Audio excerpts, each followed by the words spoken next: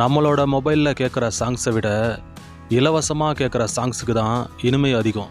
அது என்ன இலவசமாக கேட்குற சாங்ஸ்னால், நம்ம பஸ்ஸில் போயிட்டு இருக்கும்போது கேட்குற சாங்ஸு, நம்ம ட்ராவலிங்கில் இருக்கும்பொழுது தூரத்தில் கேட்குற சாங்ஸு, நம்மளோட நாலேஜ் இல்லாமல் சடனாக கேட்குற சாங்ஸு, ஜிம்மில் கேட்குற சாங்ஸு, பார்ட்டி, இந்த மாதிரி விஷயங்களில் கேட்குற சாங்ஸுக்கு இனிமை அதிகம்.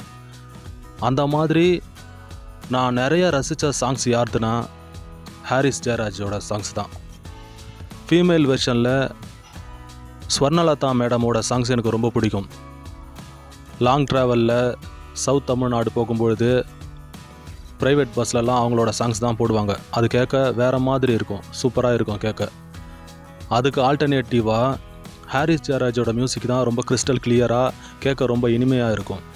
அப்படிப்பட்ட மியூசிக் டைரக்டர் இன்றைக்கி ஃபீல்ட் அவுட் ஆகிட்டார்.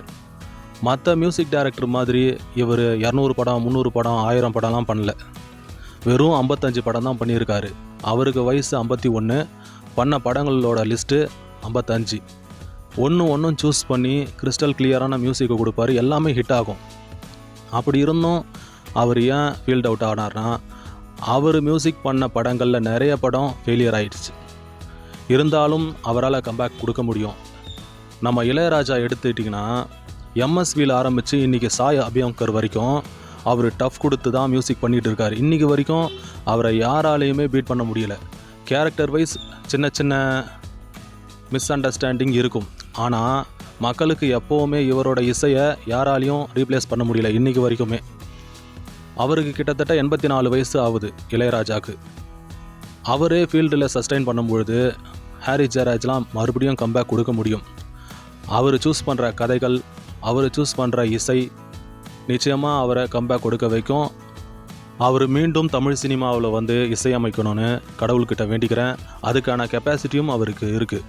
மின்னலே படம் எடுக்கும் பொழுது அவர் ரொம்ப புதுமுகம், அவருக்கு இசை அனுபவம் அந்த அளவுக்கு கிடையாது. ஆனால் 55 வருஷங்கள் கடந்தும் 55 படங்களுக்கு இசையமைத்தும் அவரோட இசை அனுபவம்ன்றது ரொம்ப அதிகம்.